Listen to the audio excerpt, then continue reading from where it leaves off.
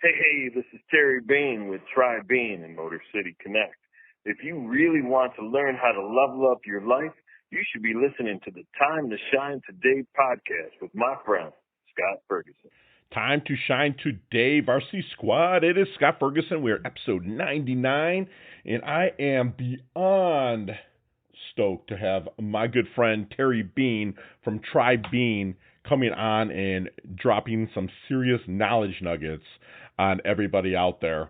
He's fantastic. He's a friend of mine from back in the Mitten, aka Michigan, and he actually really cares about that state. Right now, it's going through a lot of turmoil, but it's been going through turmoil for decades before. But Terry kind of stepped in the middle 2000s and really took it, for lack of a better term, by the horns, and he has really helped shape the city of Detroit, which is kind of overlapped into the state of Michigan. Terry is an awesome speaker. His energy is through the roof. He's an author. He is a Coach-Sultant. So if you're a business that's looking to really level up, smaller business between 3 and 30 people, give Terry a call. I'll be happy to put you in touch. So I'm going to shut my trap right now. And without further ado, here is my awesome conversation with my good friend, Terry Bean.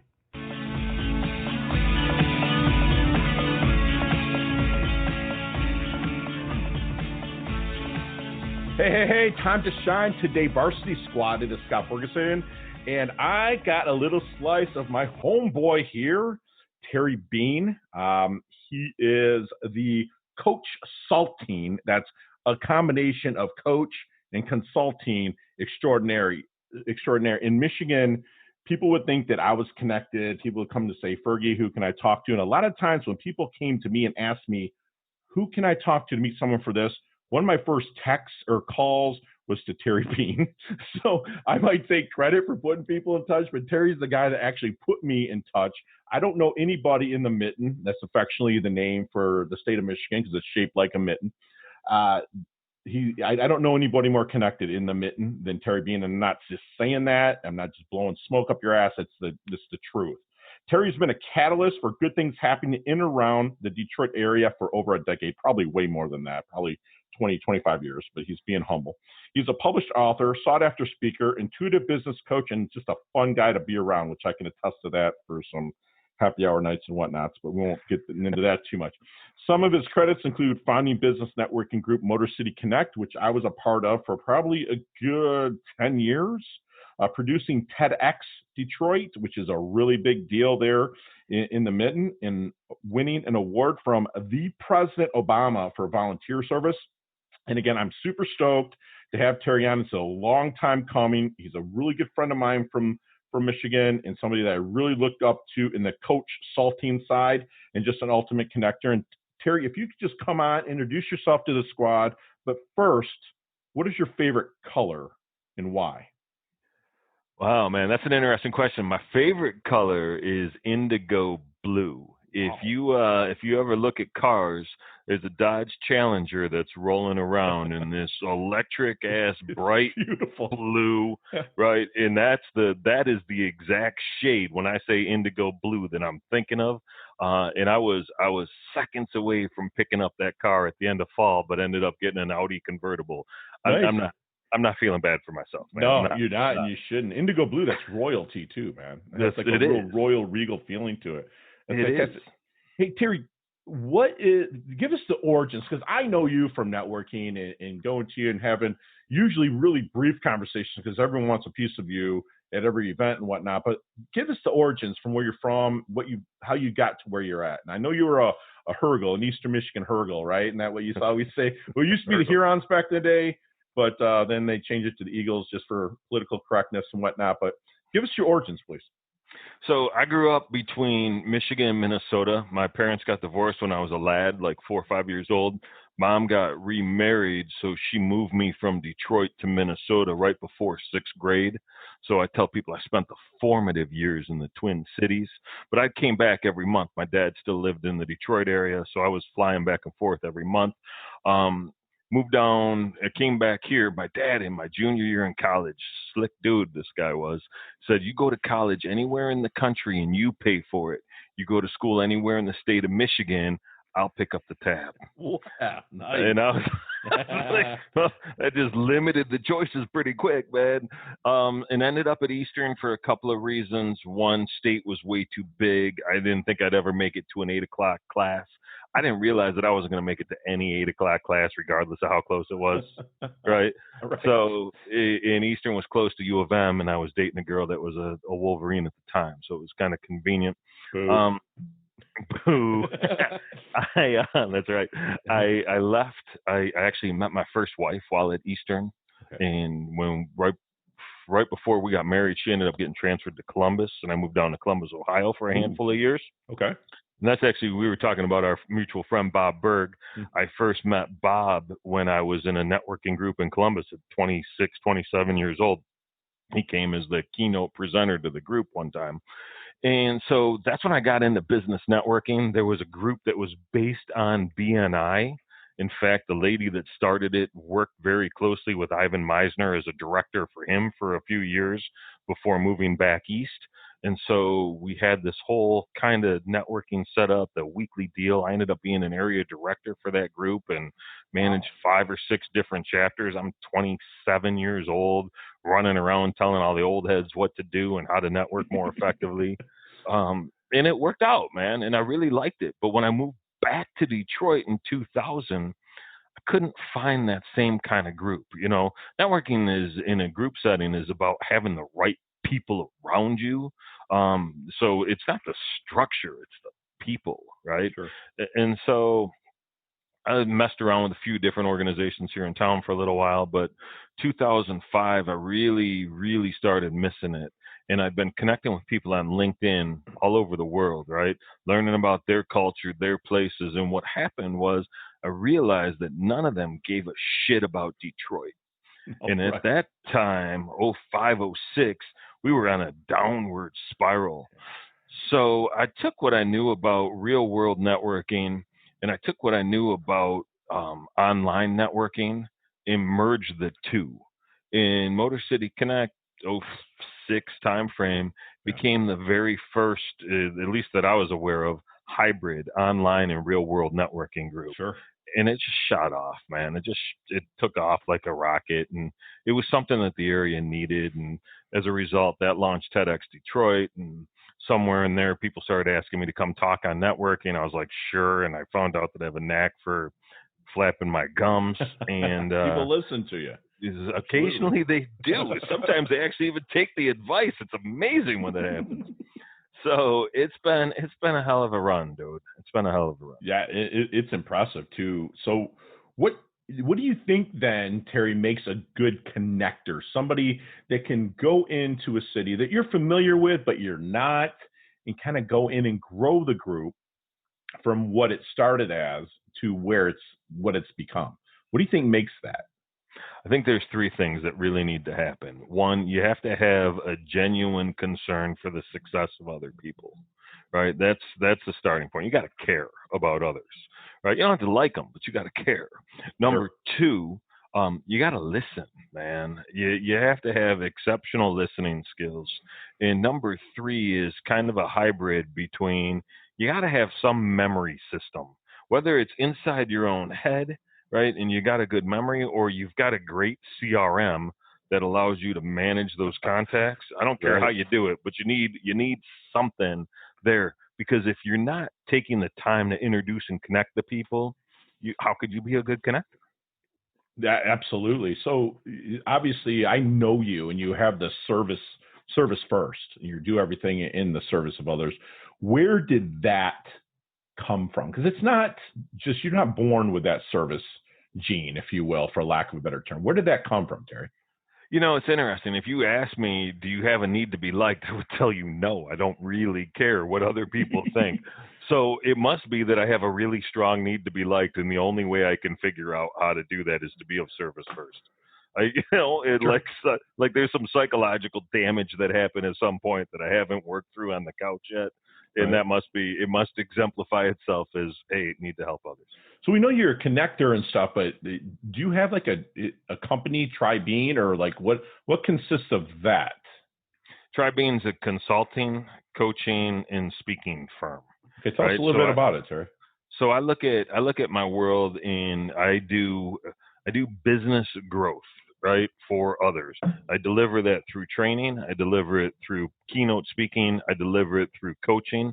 And the reality is, if you're going to grow your business, you often have to grow you first.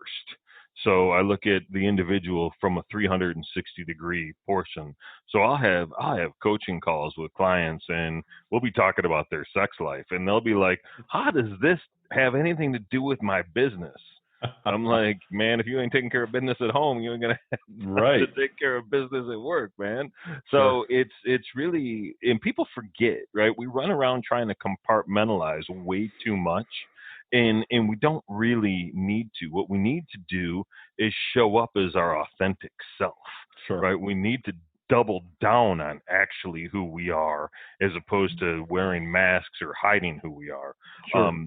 Masks, not COVID related, you know. Gotcha. So then, okay, so let's take it to this. So if I am out at a networking event and, I'm pressing flush, which hopefully we move into phase 2 or 3 or whatnot, when we can actually go out and do this, what am I listening for at the event that would be a great prospect contact connection for Terry or So TriBiz? I appreciate that, man. So for me, a good referral is an owner or a sales leader that's got a team of 3 to 30. I'm not trying to go after fortune companies. I like working in the small, and it's not even medium business, as the Treasury Department calls it. I like working with small business owners. I want to help them get better at doing what they're doing. So normally they're expressing challenges with, I'm not reaching my market the right way. I'm looking for new ways to get into market. I don't have the right people in the right seats, right? I know I've got good folks, but they're not doing what they need to do. Sure. So those things, right? Issues with business growth are the people that I'm really looking to connect with. Love that. And so if you bring somebody in and they're a prospect, not quite a client yet, and you're asking them questions, or maybe even you take them on as a client, Terry, what is your secret sauce, if you will, for finding their blind spot? It's just questions, man. It really is a matter of taking them through that conversation. Right. When you read my bio, it said intuitive coach, right? Wow. I'm not certified. I don't practice any real particular methodology. Sure. What I do is the 2 things I reference that make me a good connector.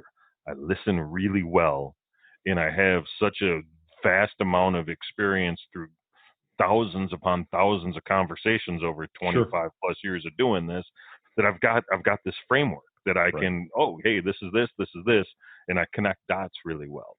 So, and you do that. And one thing I noticed about you is, like, when I see somebody that I, respect and whatnot, I'll take a step back even while I'm in the same room with them. And I've noticed that, like, you don't only listen with your ears, but you listen with your eyes, and you're looking at body language, and you actually are a really great mirror of, for lack of a better term, of somebody, and actually, getting the most out of them. You did it with me when I've asked you for stuff. You're like, all right. And, so it's that's a great, you're listening not only with your ears, with your eyes and every other senses that you have to find their blind spot. So Terry, I've always wanted to kind of ask you this: if you could get in that DeLorean with maybe Marty McFly or whatnot, right, and head back to the 22-year-old Terry Bean, what kind of knowledge nuggets would you drop on him to help him level up from where he's at, maybe shorten his learning curve? Yeah, I love that. Don't be all things to all people would be number 1, right? So focus your energy, focus your time. When you're like, I refer to myself as a little helper monkey a lot, right? And the older I get, the more, like, I'm still wired to help 3 people a day, but I really want to be more selective in who those 3 people are, right? I also want to make sure, like, I needed to work on my receiving abilities earlier than I did. Receptivity, right? Yeah. Yeah. Super good at giving, really less good at taking. Right. So I would have figured out how to offset that, to find some level of balance in that. So those would be the pieces that I would slap little Terry around with. Be like, hey, listen, be open to getting. I mean, we're like, I have a servant, spirit as well, or servant heart. And, and I always kind of go back to our mutual friend, Bob Berg, where he made the analogy of, if we're breathing in, we're breathing in oxygen. If we breathe out carbon monoxide. And the plant, an actual plant or a tree, it breathes in the carbon monoxide and breathes out oxygen. So we're all taking and giving at all times. We just never even know. We just have to be more conscious, right? Maybe of the situations. That's fantastic. And that you even admitted that you would tell them, be like, don't be afraid to get as well. So Terry, you've accomplished a ton. What would be the BIG? What's the big thing that you're really going after to accomplish before that last day, that last breath? I still, on my list of things to do, I haven't spoken to a group of over 5,000 people. Okay. Right. So at some point I want to be on a stage in front of, and I've used 10,000 in the past. Sure. Candidly, I'm not sure we're ever going to see 10,000 people showing up. Right. So that's one issue. The other thing that I would really like to do is I got to get another book out, man. You and I were talking about book writing. I'm not saying who's writing a book because I don't know anything about that.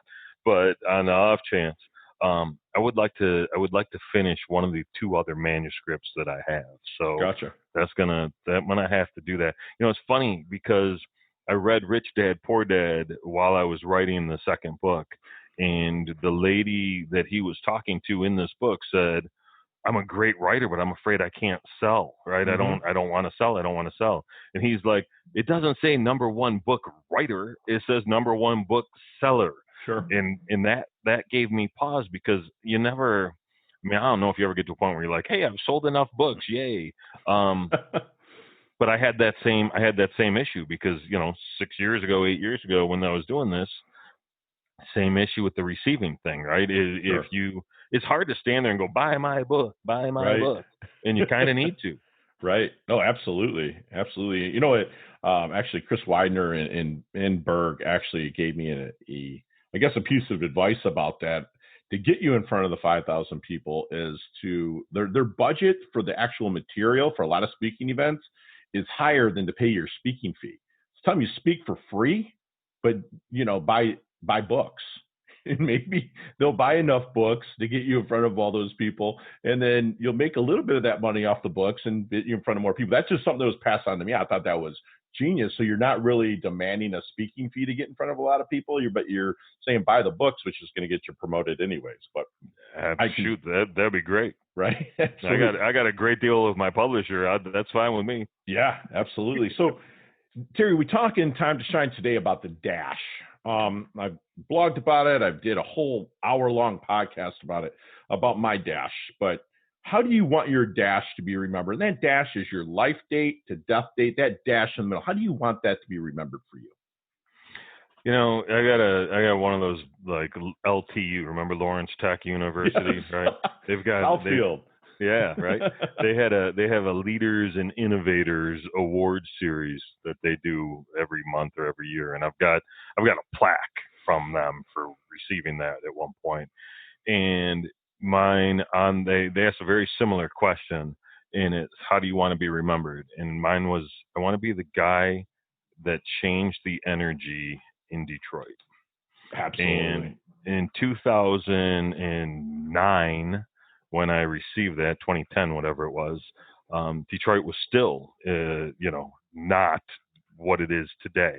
Right. And if I look back on the last decade and I think about the amount of time, I don't know if you're familiar with Ho'oponopono. It's a Hawaiian mystic healing thing. Right. So the amount of time I spent in that mindset, thinking about Detroit and cleaning and cleansing and clearing all of the energy in and around the city, in just the amount of effort and time and energy put into Motor City Connect and TEDx Detroit and 313D Love and making March 13th Detroit Day and all of that stuff, right, is I had a small part in helping change the city to where we are, right? Opening the suburbs' eyes to what the city could be, changing the narrative. Absolutely, and it's coming around due to the part that you're playing in it and the other people.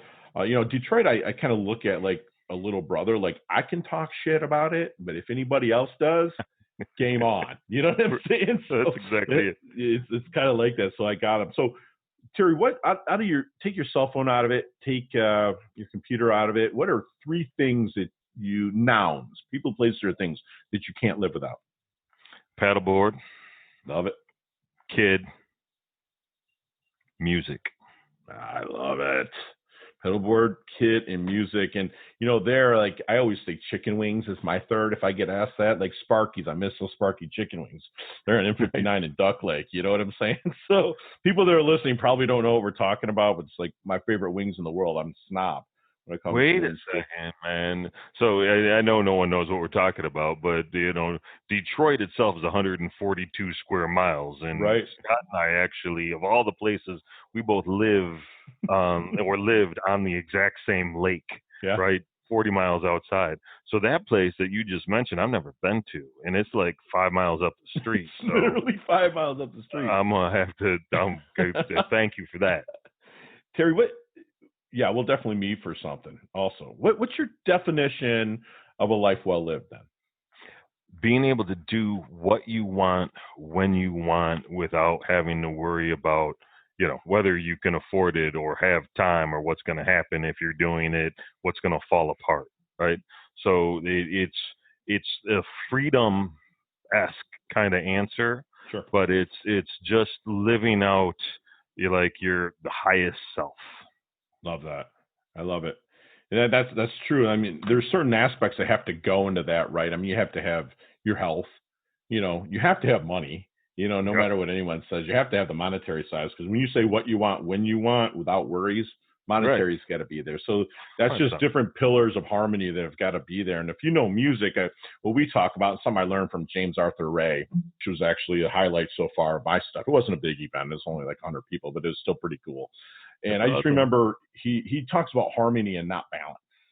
Yeah. And, balance is 0. Harmony is like you're into music. So if you're in a jazz band or something, the guitar's out of whack. That could be like your personal life, or your drums is like your financial life. So if you can get harmony in all those areas, it's kind of like your definition of a life well lived, where you keep harmony going, right, in those areas to get what you want without worrying.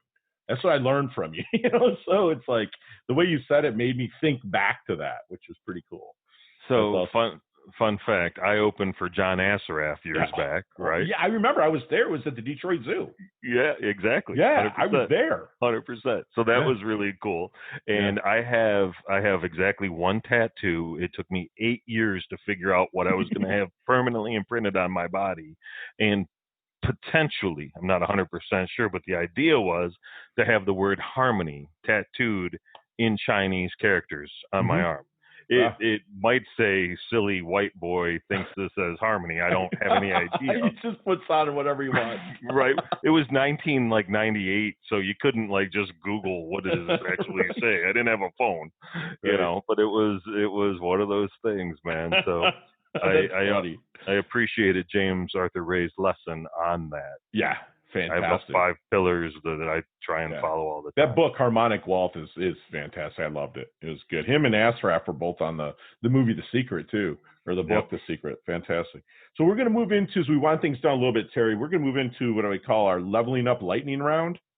You and I could talk 15, 20 minutes on each one of these questions, but you got 5 seconds.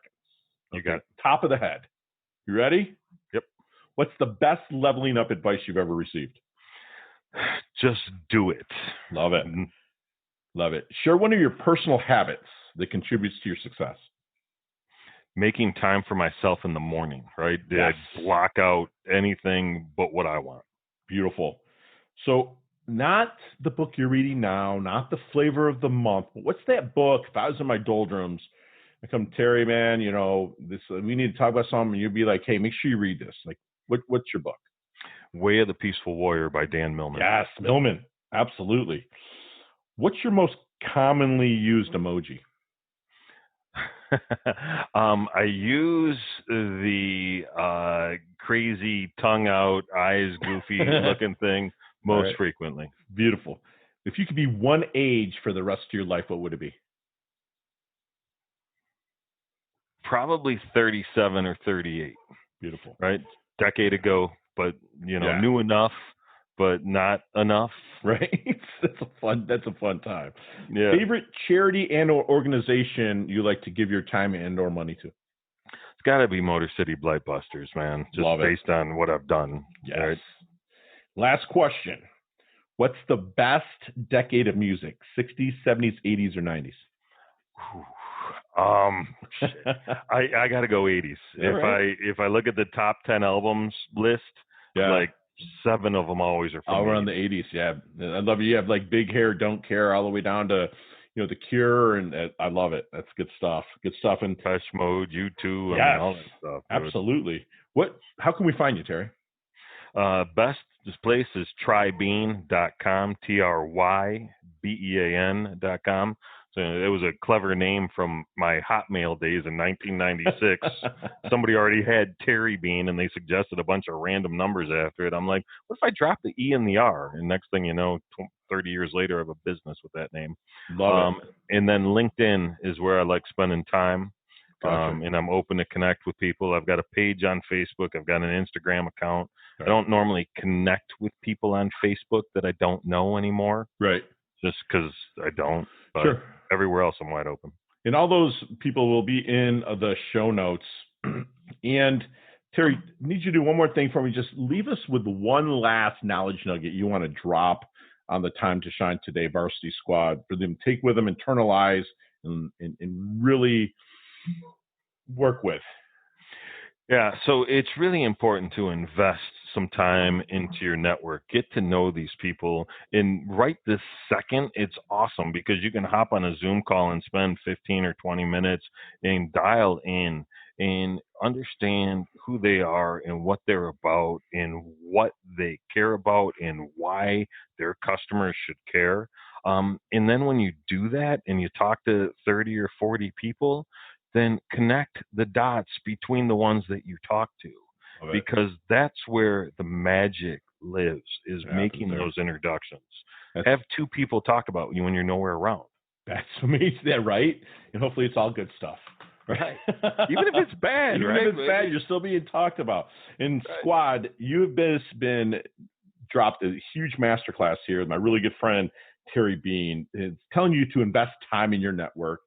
And then it's kind of like a 3-headed system of being genuine for the concern and success of others. Listen, really listen, not just with your ears, but with your eyes and all your other senses, and have a memory system in place, whether it's a CRM or if you have a great safe of a brain, that's fantastic. But get a CRM anyways, just so you can put it, know who to follow up with. Those are 3-headed monster, I like to call it, to really level up your life. Show up as your authentic self. Don't put on a bullshit mask. Get out there and be you.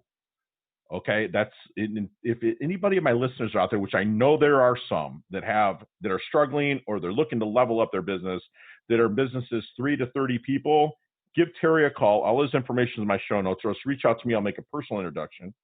He says, don't be all things to all people. Be you.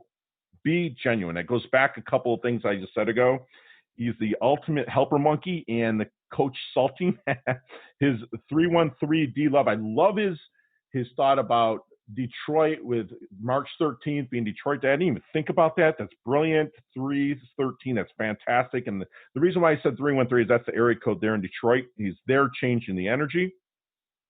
And most of all, do what you want when you want without worries. And if to do that, you have to put all those pillars together from all different facets of family, relationships, money. Yes, I said money, people. It's critical. To if you're spiritual, get that in line and be harmonic with it. So, and Terry is humble. He's very generous with his time with us here today. I'm proud to call him a friend. He's always leveling up his health. He's leveling up his wealth. And Terry, you are part of the squad. I appreciate you and everything you did. And thank you so much for coming on, brother. Appreciate you having me. Thank you very much. All right. Talk soon. Hey, thanks so much for listening to this episode of Time to Shine Today podcast. Proudly brought to you by Sutter & Nugent Real Estate Excellence, who can be reached at 561-249-7266 and online at www.sutterandnugent.com. If you are a business owner or professional who would like to be interviewed on Time to Shine Today, please visit timetoshinetoday.com/guest. If you like this episode, please subscribe on Apple Podcasts, Google Podcasts, Stitcher, Spotify, iHeartRadio, or wherever you get your podcasts. There's a link in the show notes to our website. Also there, you will see our recommended resources. We hope that you will support our show by supporting them. If you like what you've been listening to, it'd be great if you could just give us a 5-star rating and tell your friends how to subscribe while you're at it. I'm your host, Scott Ferguson, and until next time, let's level up. It's our time to shine.